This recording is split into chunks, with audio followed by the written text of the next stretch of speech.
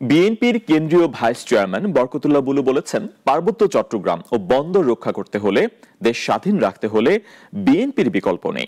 রবিবার বিকেলে কুমিল্লার বুড়িচং উপজেলার এরশাদ ডিগ্রি কলেজ মাঠে উপজেলা বিএনপির দ্বিবার্ষিক সম্মেলনে প্রধান অতিথির বক্তব্যে তিনি এই মন্তব্য করেন। তিনি বলেন, যারা মুক্তিযোদ্ধা ও শহীদ প্রেসিডেন্ট জিয়াউর রহমানকে স্বীকার করে না, দেশে তাদের ভোট চাওয়ার অধিকার নেই।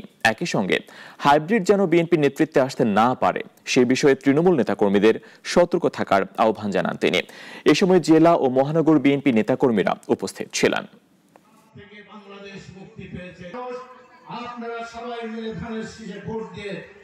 যারা ৭১-এর মুক্তিযুদ্ধকে স্বীকার করে না, যারা শহীদ প্রেসিডেন্ট জিয়া রহমানের স্বাধীনতাকে ঘোষণাকে স্বীকার করে না, যারা শহীদ প্রেসিডেন্ট জিয়া রহমানকে মুক্তিযুদ্ধ হিসেবে স্বীকার করে না, যারা বাংলাদেশের ভোট চাওয়ার ৩০ লক্ষ শহীদের রক্ত যারা বিশ্বাস করে না, তাদের বাংলাদেশে ভোট চাওয়ার অধিকার আছে।